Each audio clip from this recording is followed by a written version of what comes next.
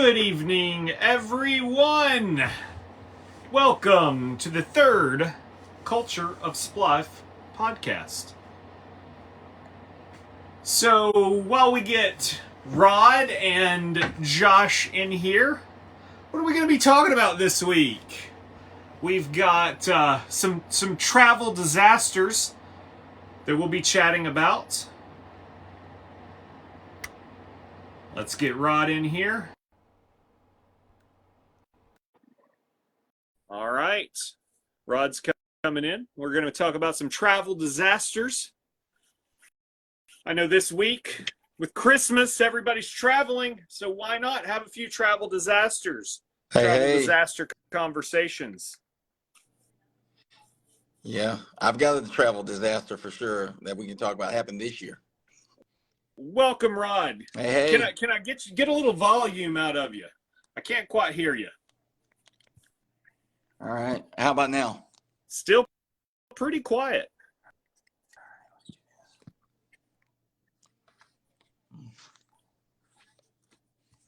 All right. Well, we're getting some adjustment. Still really quiet. Maybe it's me. Can you hear me now? Any better?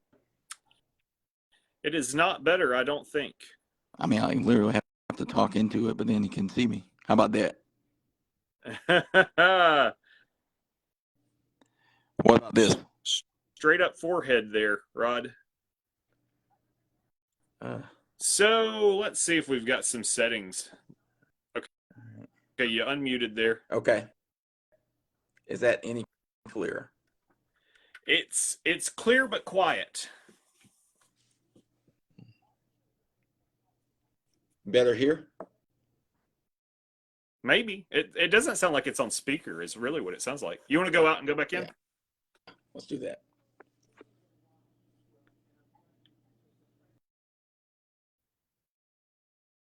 All right. So while Rod rejoins us, we'll be talking about some concussions, concussion protocol. We had two go down with concussion, a couple of others out with concussions as well. So we'll be talking about that. Also, a new segment coming up. We've got trivia because that's what it is. We're going to be asking you guys that are watching some trivia questions.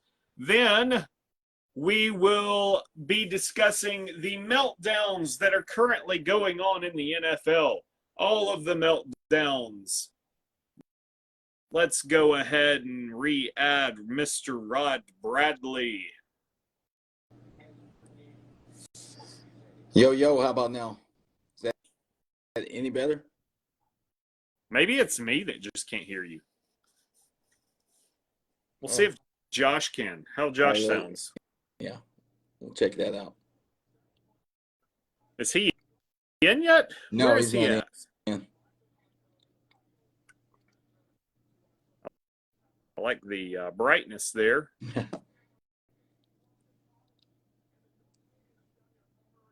Normally, the end of the show is where I play with all the buttons. Today, we're doing it at the beginning of the show. Just trying to work out the kinks right now. What was that? You're just trying to work out the kinks right now. Yeah, exactly. We're going to work the kinks out. I don't know what's happening with Josh. We may have to end it and come back up in because you're still super quiet. You know, that's the first time I've ever heard that. Right. It's not said of me much either. You certainly come in loud and clear. Let me make sure I'm not like connected to a Bluetooth or something.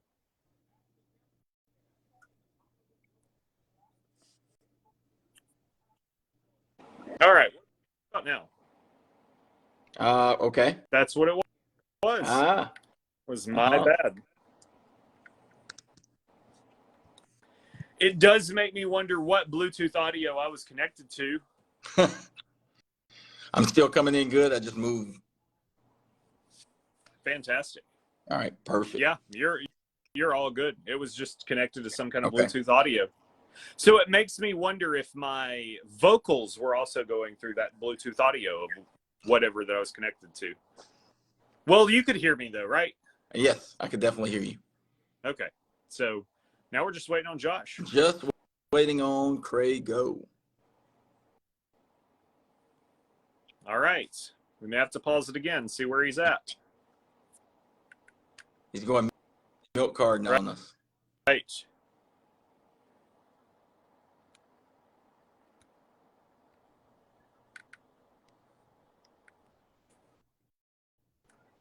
It's ghosting us.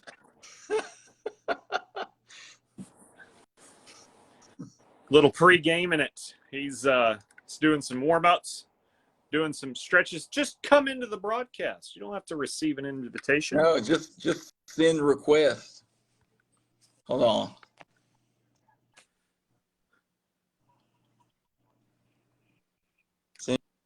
Send join requests. There we go. So we can't really say it was pre-game jitters or anything like that. Nope. He wasn't doing his stretches. He just wasn't here. I kind of like the new Rod Bradley lighting. I'm not gonna lie. You might have to travel more often, Rod. Yeah. Maybe I can just take some of this home with me. There you go. There you go. If that is a hotel, I don't recommend it. Yeah. If it's family that you're staying with, though, then, I mean, whatever. Nah, it's hotel. You can be the least favorite cousin. It doesn't matter. You know, that's probably a badge of honor to be the least favorite cousin. It probably is. You know, I tell my wife in the Christmas spirit that if you don't have a Cousin Eddie in your family, I got bad news. You are the Cousin Eddie of your family.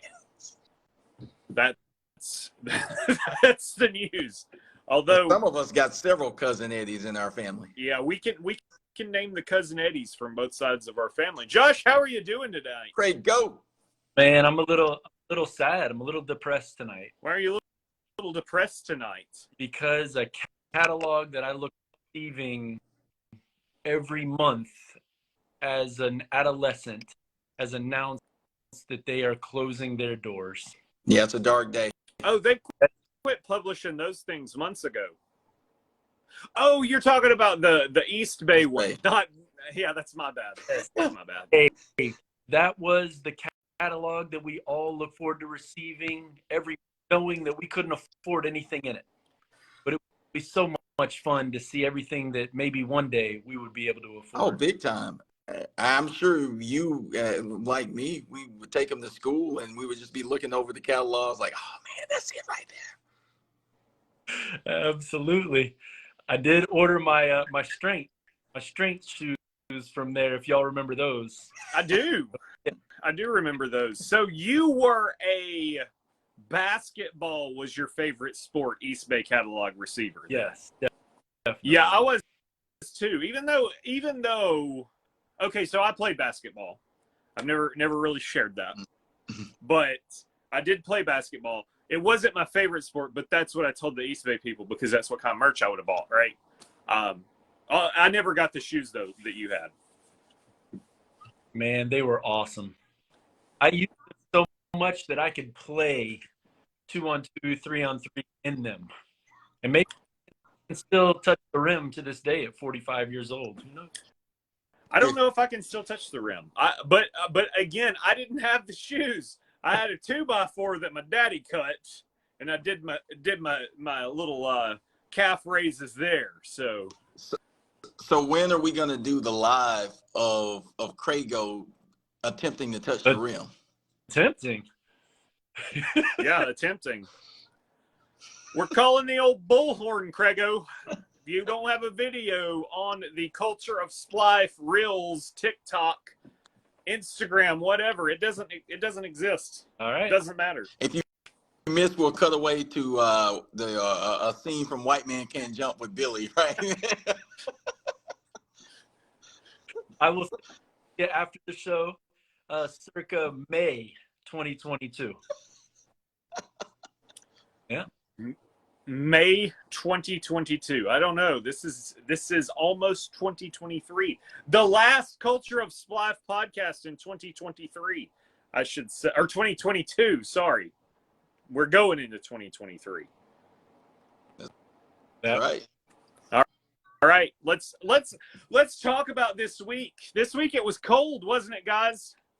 It was very cold indeed. It was cold. Everything was frozen. Florida was frozen. That should tell you how bad the rest of the U.S. was. Although if you were on the East Coast in the far north corner, actually on the ocean, I don't think it got cold until probably now because you're just getting our aftermath, right? But it was cold here. It caused all kinds of travel nightmares. Oh, Then, of course, we had Southwest Airlines wet the bed today with some more travel nightmares. So how many flights total were canceled, Rod? You gave me that number. as of this morning, it was over 2,600. I mean, it could be close to 3,000 at this point right now. And Josh, like you were saying, the earliest anybody's getting out is like Friday. And I saw him talking about on the news earlier that some people, it's like after New Year's. So, I mean, you talk about nightmare. Yes. Look, I am flying on Southwest Airlines the last week of January, so this crap better be straightened out by then. So at Calling that you rate, out, Southwest Airlines. so at that rate, we might have everybody that's canceled right now actually on a flight. Yeah, but I need to be my last week of January flight actually needs to leave last week of January. I've got to wake up at 1 a.m. to catch that flight, so it better be on time. Just saying. Going to be angry. It's going to be called Andrew Airlines after this, if it isn't. Unless the It's not Polar going to be Southwest. Express stays across the country again, you know. So even if it doesn't get me out, it's probably still not the worst travel experience that I've ever had in my life. Let's talk about that for a minute, guys. What are our worst travel experiences? I think Rod has been very quiet on this in our pre-game meetings. I don't know what Rod's worst experience is. Oh, man. So, Rod, tell me your worst travel experience. It was March of this year. So we know my oldest daughter is a basketball player, does a lot of national competitions, wins them. So we're always traveling. So it was the Southeast Regional Championship for shooting. And so we had to go to Valdosta. So rented a car. That's supposed to be a 5-hour drive. And we're on a time crunch to get there because we have to get there at like 5:30 for registration and all the little ceremonies they do the night before. And we leave out early in the morning. But the thing about this weekend or that Friday that we did it is we had severe weather like across the entire Southeast. So literally it was a torrential downpour in Birmingham when we left. We end up going through a couple of tornado warnings, 3 different severe thunderstorm warnings, and a torrential downpour from Birmingham to the hotel in Valdosta. So that trip, instead of being 5 hours, was like 7 hours. And so I'm driving 7 hours in thunderstorms, hail, and torrential downpours. That was like ridiculous. And then can you imagine? Well, for one, I have my oldest is afraid of storms, and then I also have another one that's like 7 years old in the back. Can you imagine driving for 7 hours through a storm like the entire time with that? It was bad. I mean, like we got there at like 5:15 and we had to get there at 5:30 and we started the trip at like 9 a.m. So the question is, at what point did you actually turn down the radio? Because whenever you're in a storm, you have to turn the radio down. So at what moment did you turn the radio down? Hold on, just about to say, Daddy, why is the radio on? And then you said that. That's hilarious. Yeah, now, school teacher wife Stickler, she literally brought the weather radio and she had it in the passenger seat the entire trip. So we had the weather radio going the whole time. That is A-okay, but I am not Shout out to listening James Spann. I'm not listening to anything but James Spann in this moment. I am stuck on weather or nothing. I think we went through the entire trip with his suspenders off. Oh, Ooh. And If you're then go watching, figure, she lost in a heartbreaker. She got second place, and we did all that, and we didn't get the result we wanted. all that for naught, Yeah. right? Brutal. All right, Josh. I feel bad because I'm pretty sure you've shared this story with me, Josh. I'm almost 90% certain that you've shared, but I don't remember it. It's very good. It's easy to forget for sure. So don't. Okay. So what is your worst travel experience, Josh? So when Auburn surprisingly made the national championship, and the game was to be played in 2014, we got our tickets right after Ohio State lost to Michigan State, and then we were kind of, or should we go? Not? Should we go? Should we not? And so we waited too long, and so by the time we decided that we weren't going to sell our tickets and we're actually going to go, flights out of Birmingham were like $1,000, $1,200 a piece. Montgomery, Atlanta, everything was extremely expensive. So a friend of mine at our old company said, "Did you check Nashville?" No, that's a great idea. So check Nashville. Nashville's happy. All right, so $500. This is going to be great. You know, we have like a 2-year-old at the time, so this is just going to be great time. Katie and me to just drive up to Nashville, just the two of us, nice conversation, all this stuff. We're driving up 65. I'm pretty sure the Birmingham Bowl's going on, and I have a voicemail from Delta saying, when I get to Nashville, make sure I go directly to special services. So we get there, and I wouldn't even think anything of it because we're flying from Nashville to LA, but I forgot that we were going to Detroit, but our plane was actually coming from JFK. And that's when that like nor'easter was happening. So special services, finally get to the front of the line, and I'm having to help the attendant with what airports are west of Nashville, Tennessee. Like, that's how bad it is. So this is Friday night. The game isn't until Monday. So the best she could do for me was to get me a flight the next morning, so Saturday morning, to Dallas. And then I would need to rent a car and drive 22 hours to LA to just barely be able to make kickoff if everything goes right. So we were. You mean you couldn't get a ride with the polka gang? Remember Home Alone? Yes, John Candy was in the back seat. It was awesome. So hotel, we come back the next morning, and Katie was like so upset that we weren't going to be able to go to this national championship. So the gate attendant at another gate, I think it was like American or something, ticketing for American, saw her so upset. So the story goes that she showed up early that day to find us a flight so we wouldn't have to drive 22 hours from Dallas to the national championship game. So she got us a flight from Nashville to Dallas, Dallas to Tucson, Tucson to Phoenix, and then we only had to drive 7 hours to California.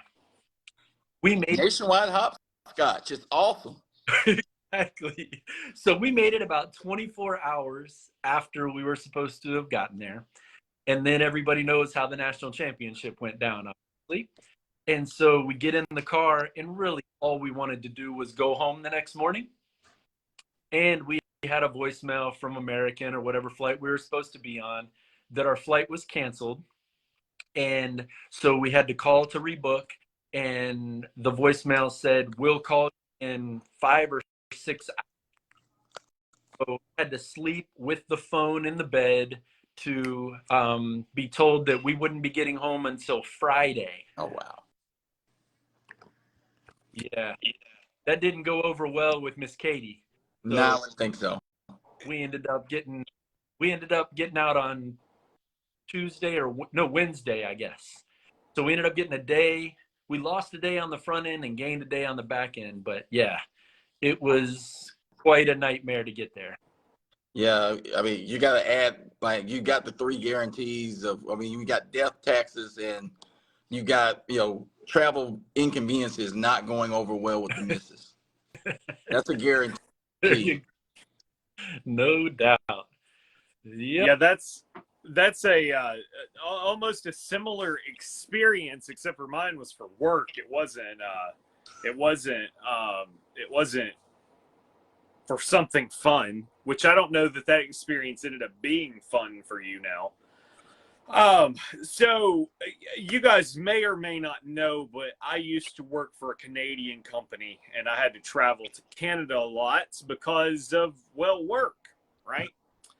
And keep in mind, this is riding on the rear end of me having a recent trip to San Antonio, right? Okay, so this is the picture I want to paint with you. I went to San Antonio with my in-laws. We all ended up sick, and I had to drive home. And that wasn't my worst travel experience. Okay, I don't think I can paint you how bad of a picture this experience was. All right, so this is pre-COVID, but it's not pre-COVID like pre-COVID COVID. It's like we know what coronavirus is, but we're not calling it COVID yet. COVID. Right? Oh, yeah, so we're still in the coronavirus phase of COVID. Yeah, so I am in the Toronto airport. Every person that I see has a mask but me. All right? Now, here's the awesome part about this travel experience. I didn't have the worst travel experience out of anybody involved in this story. It was worse, and I'll explain that one in just a moment. But I was going to a little town called Moncton, New Brunswick. It's about 90,000 people up in the Maritimes. It's a cool city, but I go into the Toronto airport, right, which is customs for me. I'm landing in Canada, and they go, "Have you been to China in the last month?" And I'm like, "No." And that is a weird question to ask somebody. I'm just throwing that out there. If that's the only, like, it was no, check mark, go. Like, we don't care anything else. Not, no, do you have anything that you shouldn't be bringing in? Why are you in Canada? None of that anymore. It was literally, have you been to China? No? Okay, you're good. Like, we're dropping every other protocol for this. And I'm like, that's weird. And then I sat down and I was thinking, oh, yeah, that's about that thing that they've been blabbing about on the news. Again, this was before I knew what was up, right? This was 2019. Well, here's the funny thing about it. I was sick.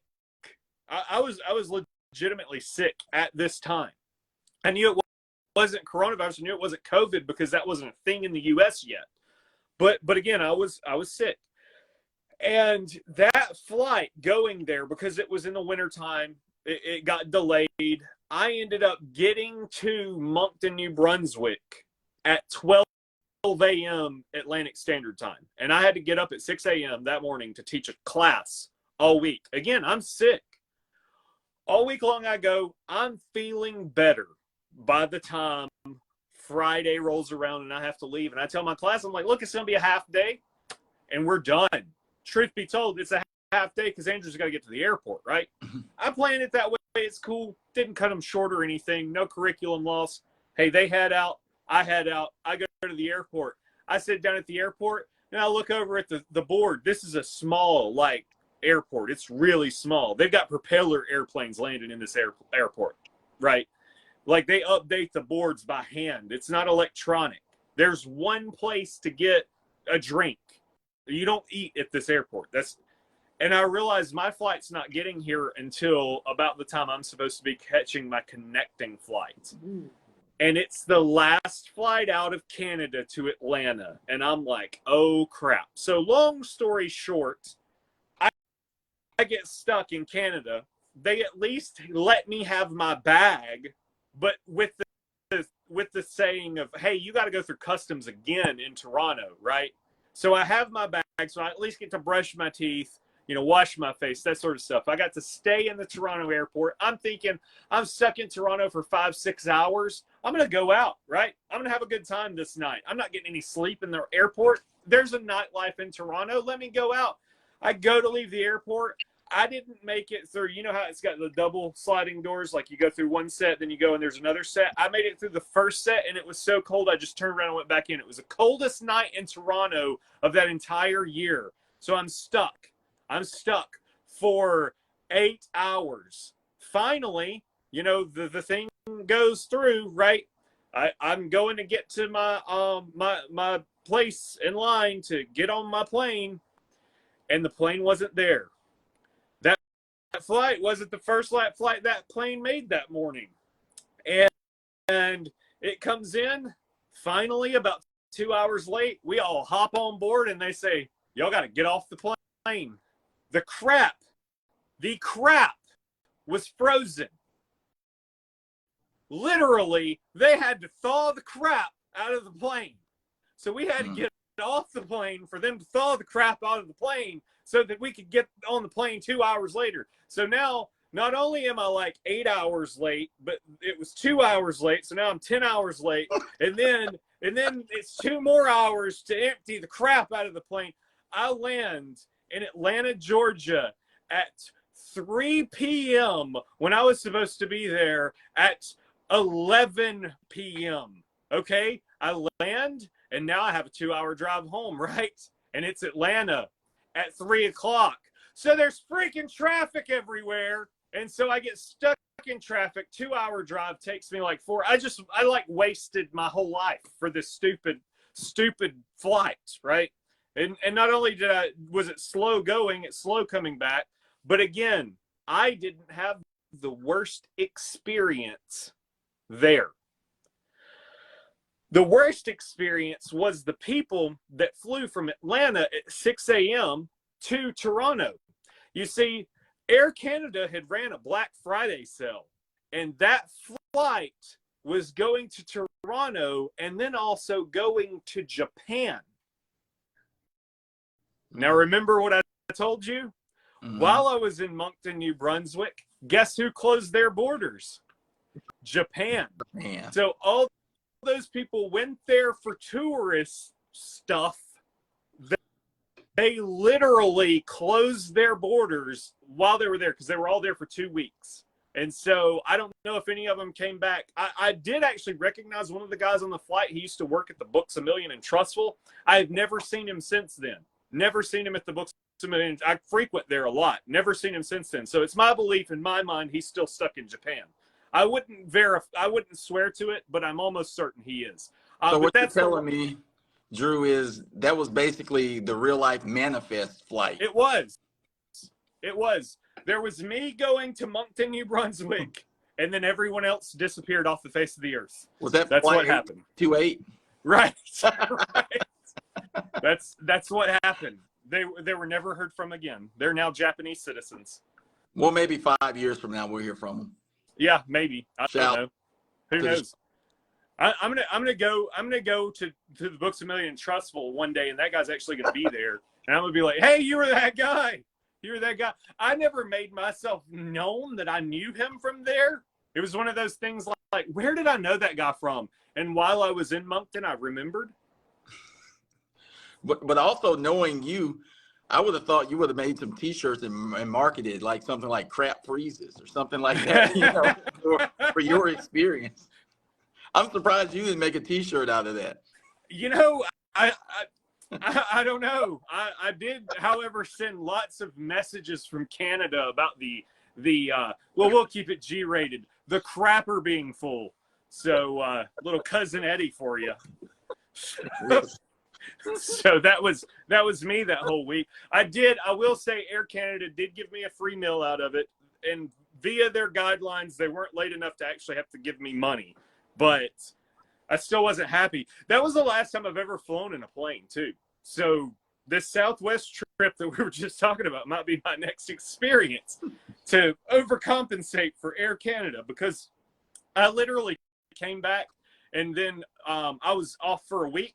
And then the next week was when the borders closed, period. Yep. So we weren't flying anymore from COVID. So that was that experience. And I haven't flown since then. So yeah, crazy stuff. Brutal. Yeah, that was crazy. All right. next up on our list, guys, let's segue. There's no perfect segue for this one. Anything that I could say right now would probably be offensive and borderline, so we'll just spit it right out. Concussions, guys, in the NFL. It's a problem. Let's talk about it. So, Josh, who all got concussed this week? I can't keep it up. Well, no one talked about Derwin James, right? Lit up, what's his name? Ashton Dillon or something like that? Yeah. Junior. For the Colts. Right. Of course, he received a from that hit. Not sure why they didn't say Derwin James didn't, because he was completely knocked out like a UFC fighter. They're finally saying that today. Oh, they are? Okay. Yeah, oh, yeah. finally. But the big one is Tua, right? This is now the third time, more than likely, that he's gotten a concussion. Obviously, we know about the one that wasn't seen against the Bills earlier in the season, where he couldn't even run to the line late in the second quarter and the entire game. And then, of course, we all know about the Bengals game, where I'd never seen anyone's fingers curl up like that unless they had been broken. Yes, that's something that happens when you receive a concussion. But then this game just completely blows my mind, because as we were talking about in pregame, I'm almost positive that there is a spotter in every stadium, and their only job is to the ref say that someone has. And for that to be missed now for the second time in Hard Rock Hotel Stadium is a bit concerning, not to mention all of the other transgressions that the Dolphins have gone through. You know, all the issues, losing draft picks, all that. Something's weird there, that they really wanted to make Teddy Bridgewater wasn't going to be. Yeah. I mean, it's kind of crazy, because obviously we knew how serious it was with Tua in the Bengals game. I mean, the whole world saw how it was with Buffalo. I mean, to the point where you got a doctor that lost his job because of it, right? Yeah. So you would think that you're erring on the side of caution to an extreme level, but you still get to a place in this season where this happens again to the same person. Right. It's just like, I mean, what are we doing? You know, and it's kind of one of my soapboxes for the NFL right now is, so we've gotten ourselves to the point where we want to fix the way people hit people, right? Like, you can't lead with the helmet, can't be forcible contact above the neck. I mean, so we've literally changed the game, but we've left out the most important thing, which is tending to the people that get concussions. Isn't that really the objective? I mean, it's football, for one. You're not going to be able to take out people getting concussions. I mean, we've been told it's literally like a small car accident every single play with the collisions. Right. So you're not going to take that out. So it's like we're trying to, we're literally trying to make the game more safe by taking out hits, which some of the hits, let's just be honest, it's football. It's going to happen. So my whole thing now is, isn't it the objective to take care of the athlete so they don't like die from a concussion, or so we don't have this rampant problem called CTE after their careers are over? Right. You know, so we change the way people get hit, but we're not changing the way we deal with people who got hit. That's right. Exactly. Yeah. I mean, nowadays, who was it? The Bosa brother for the Chargers. I can never. Oh yeah, Nick. Joey. Joey. Yeah. For him, yeah. He sacked. It may actually even been Tua in the game a few weeks ago, Sunday night, and he sacked him. And as he was going down, he went like this, like released his arms to not drive Tua into the ground, and they called roughing the passer. So to your point, Rod, they're like, if you breathe on a quarterback, they're called for a late hit or unnecessary roughness, roughing the passer. But to your point, when these guys, I mean, look at the Patriots game a couple weeks ago when Nelson Aguilar literally had to pretend like he was hurt so that people come onto the field to Devontae Parker, who was on the field, and they weren't going to stop the game. I mean, it's amazing. Hey, we're more concerned about making sure that the hit was below the neck instead of this guy's like out. Exactly. When his head just hit the ground and there was nothing blatant or dirty, but yeah, let's tend to that. So you're a coach, right? You've got to address this. How do you address it? I mean, my logical methodology is going to be, I can't, and I don't know, we're at the NFL level. I don't know that this is possible. It is at the Pee Wee level maybe, but the NFL, it's a little difficult because you got that one guy, right? Is it that we start seeing a sub at quarterback? Three plays out of a drive, you've got a different guy at quarterback. Is that what you have to do? Do you have to take him out so he's not getting hit? He's getting hit 5 less times a game. And then what do you do about wide receivers? I don't know that that's the answer. I really don't. I don't know that it's even possible. But what do you guys think the answer is to make it less likely that a Tua gets concussed? Well, have you heard what the Pro Bowl is going to be about? Because there's not going to be a Pro Bowl game anymore. What? There's going to be a 2-hand touch game, and there's going to be a lot of plugs for 2-hand touch for kids. So who knows, 15 years from now, maybe playing 2-hand touch out there. I mean, that's just crazy because one of my football games, I don't really think there's necessarily a real answer to there being less concussions in football just simply because it's football, right?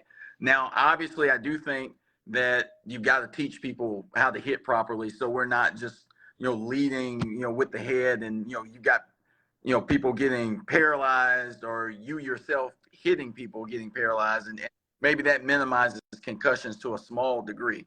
But I'm a football player myself, and it's one of those type of things where that's going to happen just because it's the nature of the game. But the most important thing that the NFL has consistently not done over time, as is evident with all the lawsuits that span probably 50 plus years now, is take care of athletes when they do get concussions. Not smelling salt, not, his back was hurting and that's why he's wobbly, or not, sending him into the injury tent and shooting him up and then bringing him back out on the field. He doesn't feel pain, but the concussion's still there, I mean, let's stop doing that. Let's actually, the minute it happens, let's take care of the athlete.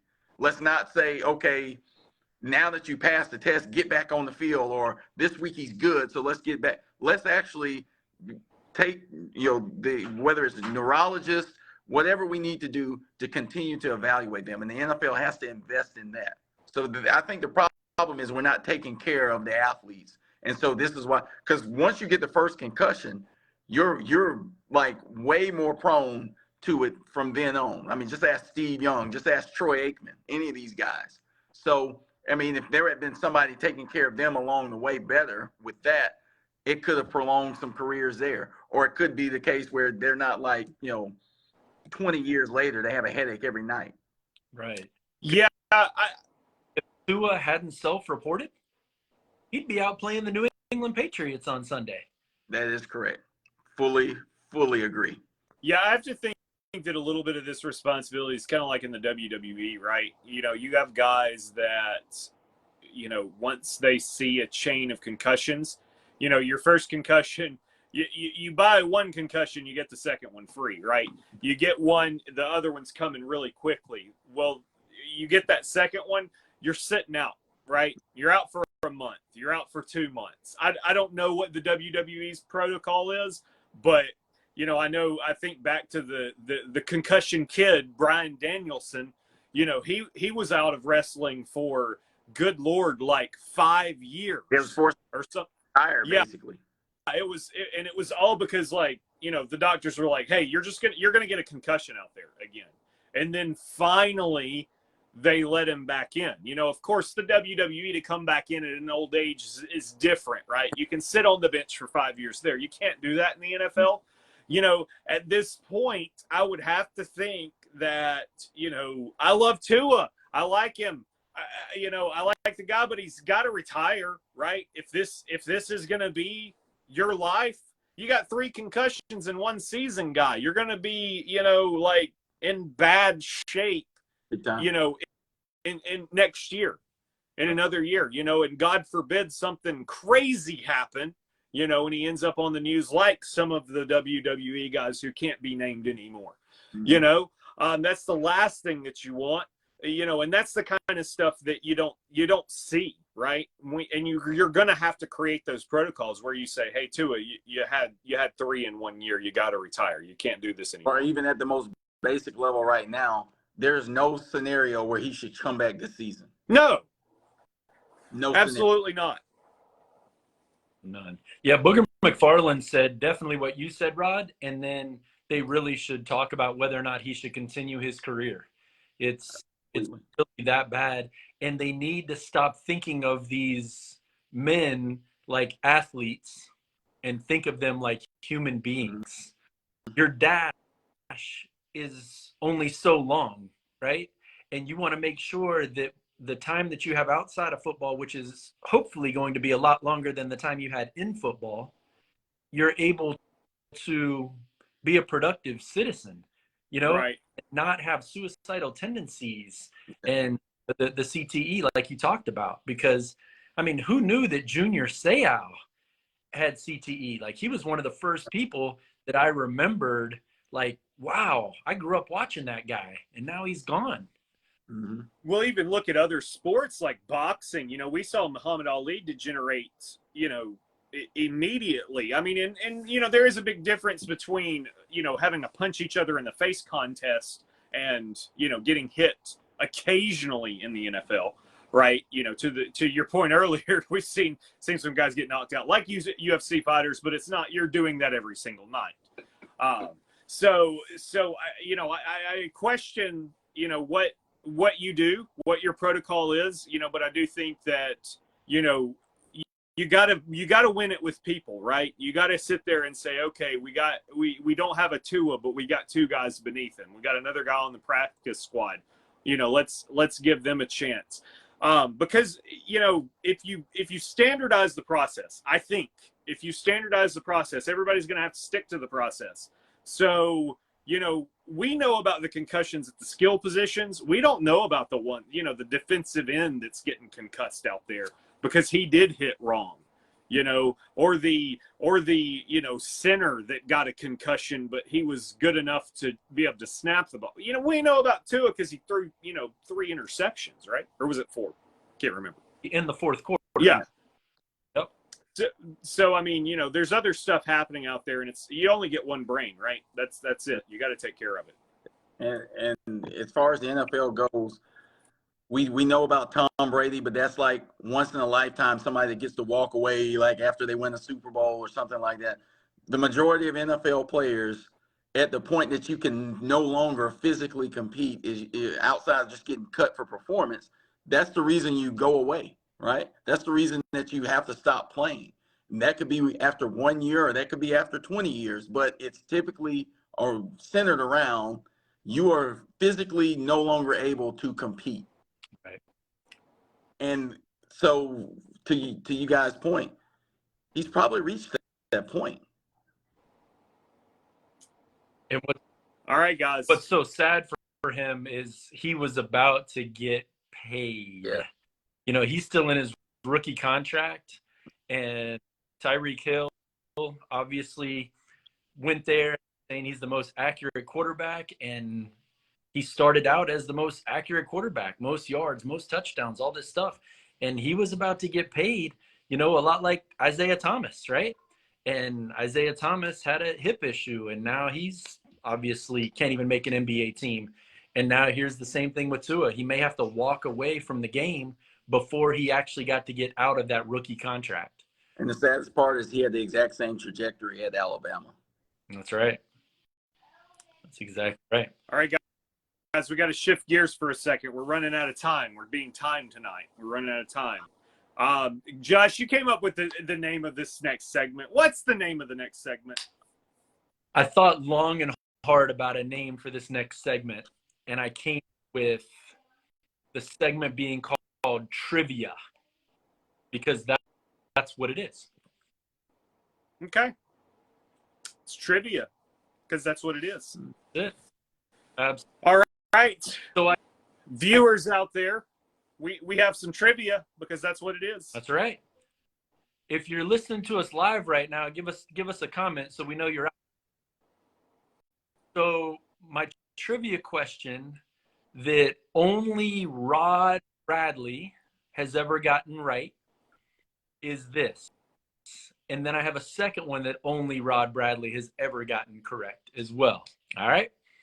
So the first one is this. James Harden had 21 assists. I believe that was on Friday night against the Los Angeles Clippers. Mm-hmm. And as I was watching that game, I was like, I wonder how many people are watching this game right now wondering, man, is that a record? 21 assists in one single game? But I was not one of those people, because I know that there is a player that once had 30 assists in a single basketball game in the National Basketball Association. Can you name that person? All right, we got somebody else joining, so we'll see if they can name them. Hunter Hayes. I will admit I got this one wrong. I did, but it's not fair that you say Rod is the only person to ever get the second question correct, because I would have got it right had you asked me, but you didn't. So it is what it is. But it's probably for a different reason than Rod Bradley got it right. I don't know. Maybe not. Because, Rod, you've lived in Birmingham your whole life, right? No. I've lived in Birmingham for the past 19 years. So before that, I was in Montgomery. So it's Alabama. So, I mean, it's still the same. It's Alabama, right? Yeah, but there was a big deal with ties to Birmingham specifically. Yes. So, but I mean, for the second one, right? Which go ahead and give him the second one. I did see Rondo come up here as one of the guests. Yes, and that reminds me, guys. Obviously, we all have access to this information at our fingertips, but let's not cheat. Right? Let's really give it some significant thought. And like I said, I'll announce who the player was. I don't even want to say position, right? Who that player was at the end of our show. But Rajon Rondo is not correct, Hunter, but feel free to guess as much as you'd like. I'll at least give him a hint. It's a little bit before his time. A little bit before, yes, definitely. And they hold a dear place to Mr. Crago. So that's all the hints I'll give. The second trivia question is this. Michael Jordan wore 3 jersey numbers as a member of the Chicago Bulls. I'm not talking about the Olympics. I'm talking about he played with 3 different jerseys as a member of the Chicago Bulls. Name what 3 numbers those were. Wait, guesses here. We have to get some guesses on this for sure, right? Because there are a couple gimmies, at least one gimme. Well, yeah, there's an obvious gimme. There's the obvious gimme, but no, the reason. So Michael Jordan growing up for me was like, like you could touch him, right? Because I lived in Birmingham at the time that he played for the Barons. Yep. So there was nothing greater than Michael Jordan in my life at that point in time. I was a Bulls fan. Michael Jordan was, I mean, like he was the Pope. at that point in my life. Like, I will put him on that pedestal. Given I'm Protestant, not Catholic, so that probably shouldn't offend any Catholic people out there because I don't really know what the Pope does. But that's how important Michael Jordan was in my eyes. So I only knew because of the reason that I knew it. Because I lived that life. Like, you know. That's right. I mean, the bottom line, the 90s, like, say early 90s to late 90s, let's just say all the 90s. NBC basketball, you know, at 12:30 on the Eastern time zone, I guess 11:30 here. That seems really early for that kind of basketball, but like, it was appointment television. We didn't have DVR on NBC. You're not going to set your VCR to record that. You're going to sit there and watch John Starks and Anthony Mason, Michael Jordan, Scottie Pippen, Patrick Ewing, the microwave, Benny Johnson. I mean, it goes on and on and on. And I just wish we had that today. But now we just have a bunch of guys that score a lot of points and don't play any defense. And, you know, the beauty of NBA on NBC was it literally transitioned right off the Super Bowl. So, like, every Sunday, you got the best matchup on NBC. Right. Van Gundy holding Alonzo Mourning's shoelaces, or, you know, holding them around to stop the fight. It was a customary thing. The Heat and Knicks had their customary brawl like every quarter. Okay, guys, we got to save that for the next podcast. All right. Best, not NBA. We're not going to go NBA specific. We're going to go best non-fighting sport fight. How about that? Okay. So we're not talking any Floyd Mayweather here. We're going to be talking about the fights for the sports that weren't supposed to have fights in them. That's the key. So ponder on that for a week or two, depending on when we can get to it. Who knows what may happen in sporting news this week. We will get to the answers, though, for those tuning in to our sports, our trivia. It's not sports trivia. It's just trivia. Just happened because that's what it is today. Yeah, it's sports today. Tomorrow, who knows what it might be. All right. So, we're going to talk about, I mean, going into fights, right? I can only think of temper tantrums and other meltdowns like what's happening in the NFL. You know what? We'll start with Rod on this one. Rod, what is your favorite NFL meltdown that we're currently witnessing as we speak in real time? My favorite meltdown. I mean, I can't really say it was a favorite. Are you talking about from this weekend? Because there were a ton of them. Hey, it could be from this season or this specific weekend. We can't talk about the Colts game 2 weeks ago. That one's out. That wasn't a meltdown. We just know they're over. They're done. They are totally done. I mean,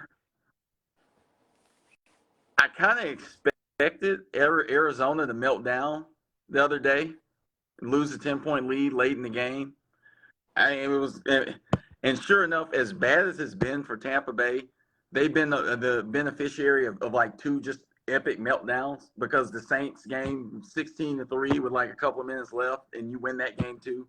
So it's kind of one of those things where, what are they, 7-8 as a record right now? Mm-hmm. So they're in the driver's seat with a losing record to win their division, and it took them being the beneficiary of two meltdowns to even get to this point. So it's like, we're not even talking about Super Bowls this year for Tom Brady. We're talking about Tom Brady magic is figuring out a way to beat a team with a losing record at the end of the game, being down by double digits. So that's 500. That's what Tom Brady magic is this season. That's the bar that has been set for him. So I guess that's my favorite meltdown is in reverse. It's not the team that melted down. It's the fact that Tampa Bay has had the benefit from two of those like terrible meltdowns just to be in this spot that they're in. And if the playoffs started today, Rod, who would the Tampa Bay Bucks be hosting? They would be hosting the Dallas Cowboys, which, again, at some point, the NBA decided to fix this. When is the NFL going to do it? Oh man, that will be hilarious if Brady knocks out the mighty Dallas Cowboys that are what, 12-4? Look, there's no way that will happen. No way that the Cowboys would lose that game. Are you No way. really saying that there's no way the Cowboys can figure out how to screw up in the playoffs? No. I'm not saying that. I'm not saying that. I'm saying they're not losing that game. No. I do love the fact that Jerry Jones Cowboys could very well not have a home game this season. I think that's hilarious in and of itself. But I do believe in the Cowboys. I do think they're a good team. For a wild card team. Yes, definitely. All right, Josh, what's your favorite meltdown? All right. Well, it was going to be easy for me, but then we found out about the potential concussion. But I'm still going to stick with the Miami Dolphins. Do you remember when they last week, 2 weeks ago, when they were going to be going to Buffalo and McDaniel wore that shirt that said, "We want it to be colder" or something like that? Mm-hmm. Well, the Dolphins can't get any colder than they were in the month of December, right? 0-4 in the month of December. And now they have to go to Foxborough with Teddy Bridgewater, with a hot New England Patriot team. I really don't think the Dolphins are going to get into the playoffs. You heard it here first. That take sounded like a haymaker. I mean, I'd love to see it happen. You know, I really like this McDaniel coach. I think he's pretty smart. I understand he came from a team on the West Coast that Drew may know well. Oh, there it is. There it is. But yeah, man, colossal. Because they were what, 8-2? Or 8-3 or something like that at one point. Yeah. Yeah, 8-3. That's what they were, 8-3. And now they're 8-7, limping into Foxborough. Look, I've said it a million times. I'll say it again. Your record after you play the 49ers is going to be terrible. The defense is too stifling, and that was the Dolphins' downfall. You had a red-hot Dolphins versus a red-hot 49ers, and, well, you know, it happens. I mean, because Tua got injured at the end of that game. He was pulled early. Not, concussion.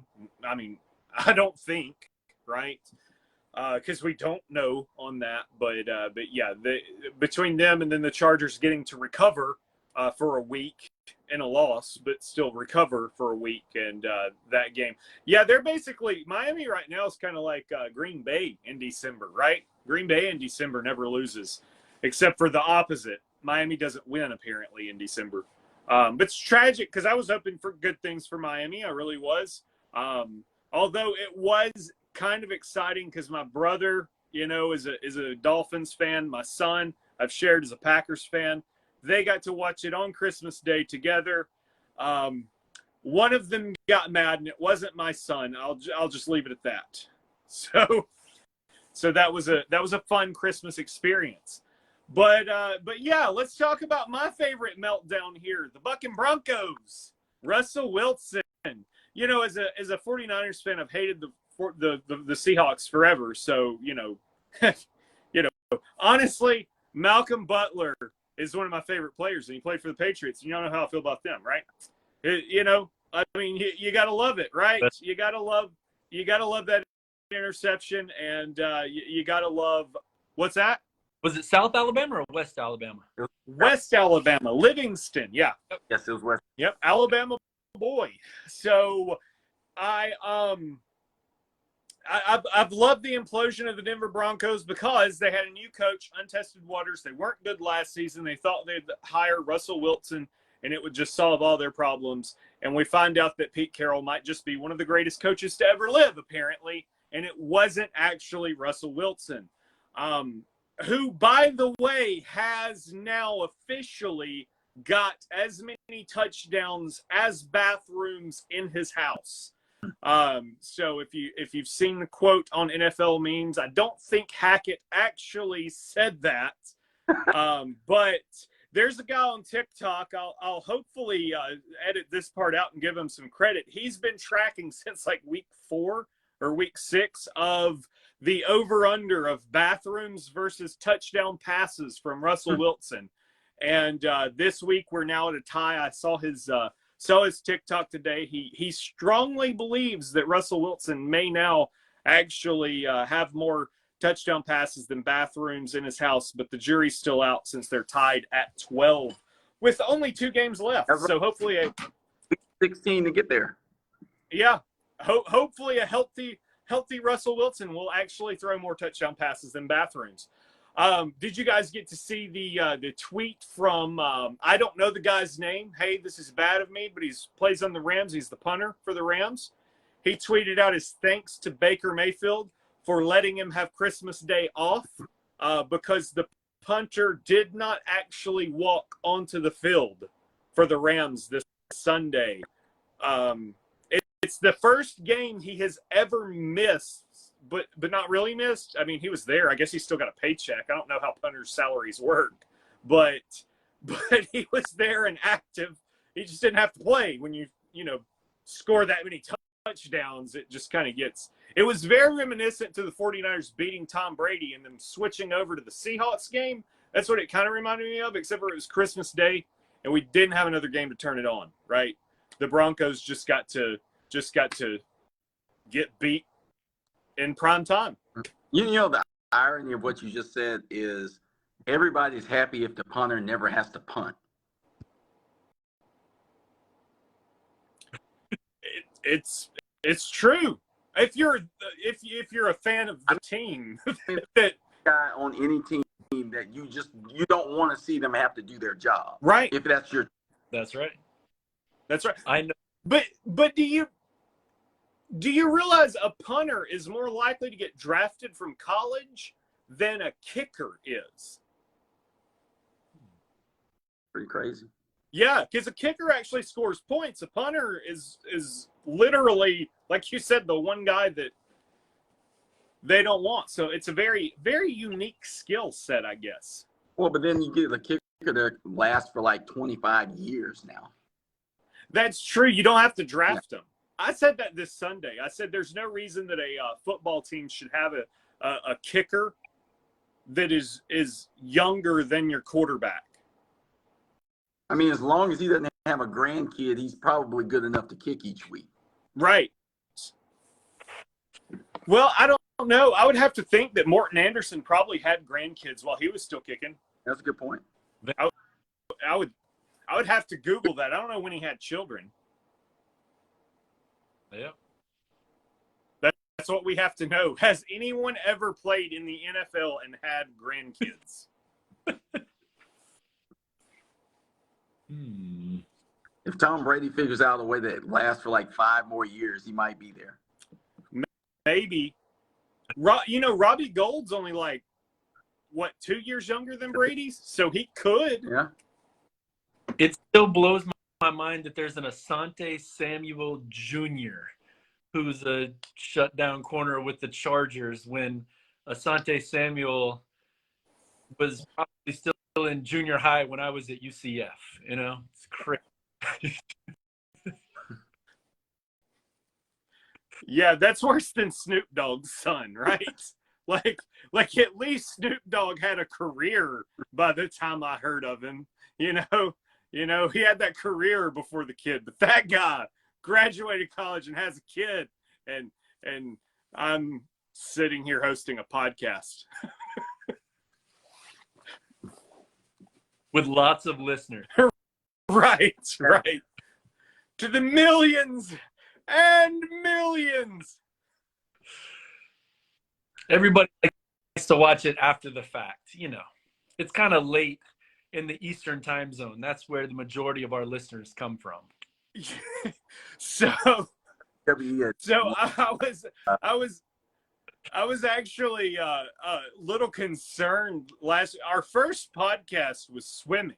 I don't know if you guys noticed, but right after we were done, it just got tons of views.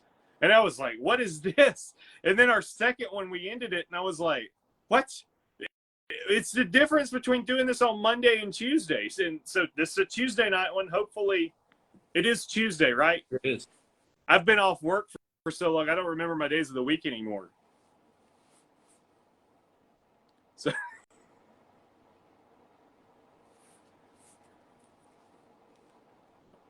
all right, guys.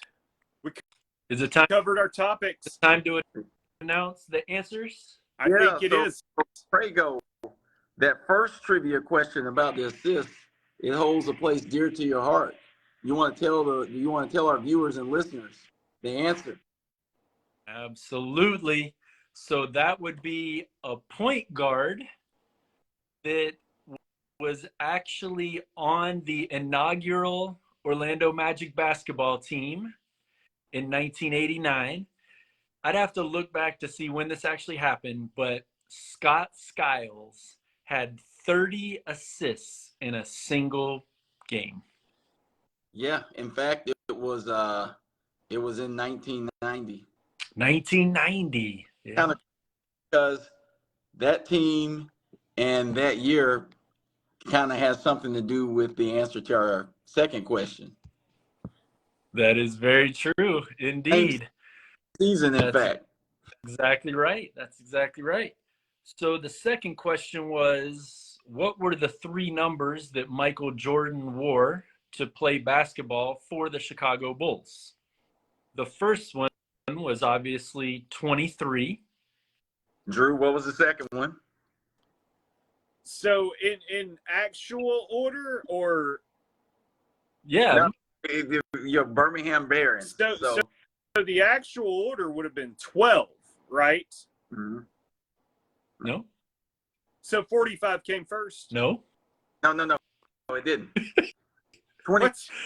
came first. Came first. Oh yeah, we all just said 23. I'm saying it was 23, 12, then 45, right? 12 and 45, correct. Yeah. That's right. He won 12 Valentine's Day 1990 against the Magic, which that season, like we goes back to Scott Skiles having the 30 assists in that season. So that was crazy. And he scored like he scored like 49 points with number 12 on because his jersey was stolen out of the locker room. That's why he had to wear 12. The funny thing is, here's the actual truth behind the only reason why I know that. And that is because I would say it was probably Birmingham News. I would have to verify that. It might have been another like Birmingham Post Herald or some, terrible news source, lesser news source in Birmingham that actually had a picture of him wearing that jersey kind of like as a stock photo, so to speak, and ran it while he was playing at the Barons, like things that you probably would never know about Michael Jordan, right? And ran that picture of him in the paper, and like people were like, like letters to the editor, like this is wrong, he's never done this, and everything like that. And that's seriously the only reason I knew that was a thing. I haven't thought about that fact in probably, God, when was he at the Barons? Like the Barons was 93 through 94, early 95. Yeah, I don't think he played in 95 though. No, that's right. He didn't play in 95. He came back in March of 95 to the Bulls. Yeah, that's what I was thinking, was he didn't even make spring training that year, that he was planning on going back. But yeah, like it would have been some time in there that mess was shown, and it's just like it was befuddling. And I don't know that I ever actually got the full answer to the fact that his jersey was stolen or anything like that as to why. Mm-hmm. Because we didn't have the internet back then. We couldn't just Google it. Nope. And why will that be history that can never be forgotten? 1989-90 hoops card of Sam Vincent, where Michael Jordan can be seen wearing that number 12 jersey. Interesting. Very. So with that, Drew. No, sir. No, sir. I don't do the sign-offs. I think this is coming to you, Josh. You That's did right. it so eloquently. Look, Yeah. look, here's what I want to do. I'm doing this. I'm being serious this time. I'm not messing this up. All right? You're going to give us this beautiful, tear-jerking, just hit you, punch you in the gut sign-off like only Josh Craigo can do. The most poetic sign-off ever. And then I'm going to hit the finish button. And that's going to be the last thing on this broadcast spoken. All right. So we appreciate all 2 people that I saw watch us today live. Oh, 3. Okay, I missed one. You know, y'all are going to be able to say to your grandkids when you get old that you were one of the only people to ever see the Culture of Splife podcast. And now there are millions of viewers worldwide. Look at that. We just another one. Jason Mammon, welcome to the program, brother. So just keep in mind how important you are. You may think right now that you're just watching a bunch of bumbling idiots, but just remember that you are a part of history here, just like Michael Jordan wearing the number 12 jersey against the Orlando Magic.